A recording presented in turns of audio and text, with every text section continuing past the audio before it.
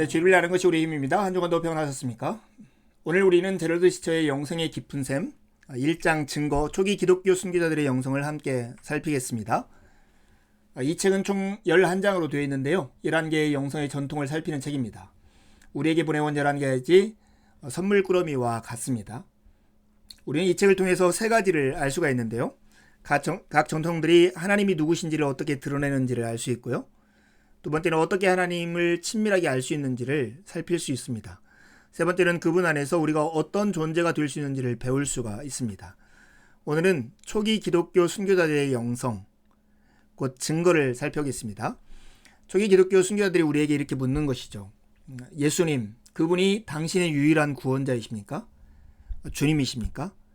그래서 이것을 손해를 감수하면서 다른 사람 앞에서 담대하게 말할 수 있습니까? 순교는 그리스도의 주되심에 대한 헌신입니다. 순교의 의미를 모르면 기독교 영성도 이해할 수 없습니다. 그리스도인들은 예수 그리스도를 주로 고백했기 때문에 죽었죠.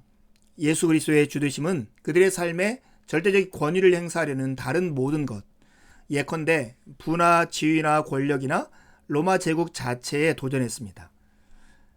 그들은 어떤 대가를 치르더라도 예수님을 따르기로 선택했죠. 그들이 보여준 모범의 가치는 순교 자체가 아닙니다. 그리스도의 주되심에 대한 헌신입니다. 이런 헌신을 가장 잘 보여주는 곳이 고대 로마 경기장이에요. 초기 그리스도인들이 어떤 희생이 있더라도 예수 그리스도에 대한 믿음을 용기 있게 증거하고 예수 그리스도에 대해 신실하리라는 결단을 드러낸 곳, 이곳이 고대 경기장이죠. 박해와 고난과 죽음은 기독교 메시지의 핵심입니다. 베드로전서 4장 13절 말씀을 보시죠. 오히려 너희가 그리스도의 고난에 참여하는 것으로 즐거워하라. 이는 그의 영광을 나타내실 때에 너희로 즐거워하고 기뻐하게 하려 함이라. 우리는 흔히 이 같은 본문들을 어떻게 반응해야 할지 모릅니다. 우리는 박해에 직면했던 적이 거의 없기 때문이죠. 그러나 초기 기독교로부터 지금까지 우리에게 가르쳐진 제자도는 고난을 수반하고 박해로 이끌고 용기를 시험하고 변함없는 믿음과 인내를 요구하고 심지어 죽음으로 이끌기도 합니다. 제자들은 예수님을 주님으로 고백하기를 우리에게 요구합니다.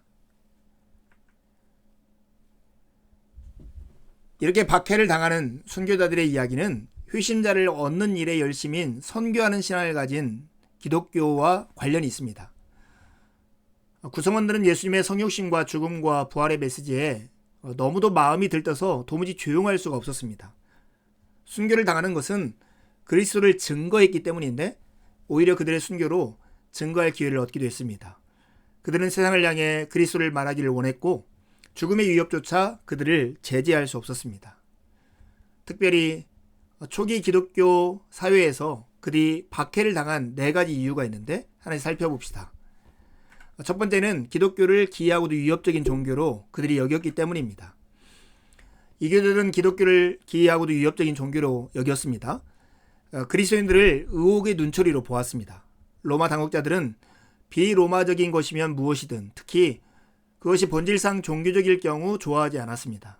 기독교는 이 둘에 다 속했죠. 이방인들은 기독교의 애찬식을 주신제와 성찬식을 식인풍습과 애정을 표시하는 용어인 형제와 자매를 근친상간과 혼동을 했습니다. 이것이 박해의 첫 번째 이유예요. 두 번째 박해를 당한 이유는 로마 사회를 비판하는 그리스도인들의 생활 방식 때문이었어요. 그리스도인들은 은연중에 로마 사회를 비판하는 생활 방식을 실천했어요. 그리스도인들은 이 세상에서 사는 것이 유일하거나 가장 중요한 삶이 아니라고 믿었습니다. 스스로를 천국 시민으로 여기고 그런 확신으로 일관되게 살려고 했었습니다.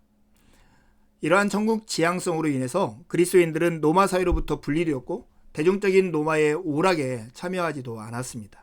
이것이 미움을 받은 것이죠. 박해를 당한 4가지 이유 중에 세 번째는 그리스도께 충성함으로써 로마 제국의 패권을 위협했기 때문입니다. 로마의 진짜 종교를 존중하는 한 로마는 종교적 다양성을 용인했어요. 로마의 진짜 종교는 곧 로마 제국이었습니다. 이러한 관념은 1세기 말에 황제 숭배가 생겨남으로써 더욱 강화되었어요. 황제는 로마가 곧 종교인 로마 제국을 나타내는 상징이 되었습니다. 그리스도인들은 예수와 카이사르 사이에서 선택을 강요받았고 강요받을 때마다 대개 예수님을 주님으로 고백하면서 예수님을 선택했습니다. 이것이 로마 제국의 패권을 위협하는 것이 된 것이죠. 네 번째, 가장 중요한 박해의 이유는 기독교 신앙이 당대의 다원주의를 위협했기 때문입니다. 초기 그리스도인들은 자신의 신앙을 절대적이고 배타적인 진리로 보았습니다. 이는 당대의 다원주의를 위협했습니다. 예수님이 주님이라는 기독교의 고백은 로마의 다원주의와 관용에 대해 정면으로 도전하는 일이었습니다. 이러한 고백을 들은 지식인들은 그리스도인들을 향해서 격분했던 것이죠. 초기 기독교의 순교자들의 영성, 핵심 질문은 예수, 그분이 유일한 구원자인가, 주님인가 하는 것입니다. 예수님을 주님으로 믿었다는 것이 그들에게 진짜 문제였습니다. 그런데 여러분, 신기하게도 이 점에서 고대의 기록이 매우 현대적입니다. 현대의 다원주의는 로마의 다원주의와 닮았기 때문입니다. 현대가 예수님의 주되심을 거부하는 것은 로마가 예수님을 거부한 것의 되풀이입니다. 예컨대 학문세계에서 기독교의 배사성은 2000년 전에 그랬던 것처럼 오늘날의 다원주의적 가정과도 어긋납니다. 옛날과 마찬가지로 지금도 하나의 종교적 진리가 있다는 생각은 시대정신에 반하는 것이죠. 종교적 신념은 여러 이유로 가치가 있을 수도 있고 또한 흔히 가치가 있지만 실제로 어떤 종교가 진리인지는 알 도리가 없다고들 가정합니다. 그러나 초기 그리스도인들과 지금도 예수 그리스도를 믿는 자들은 이렇게 말합니다. 다른 이로서는 구원을 받을 수 없나니 천하 사람 중에 구원을 받을 만한 다른 이름을 우리에게 주신 일이 없습니다. 우리에게 삶의 방식으로서 순교가 필요합니다. 순교는 기독교 영성을 이해하는 기초입니다. 초기 순교자들은 예수님이 주님이시고 유일한 구원자라면 어떠한 경쟁자, 즉 어떤 인간이나 종교나 이데올로기나 제국도 받아들이시지 않는다라고 믿었습니다.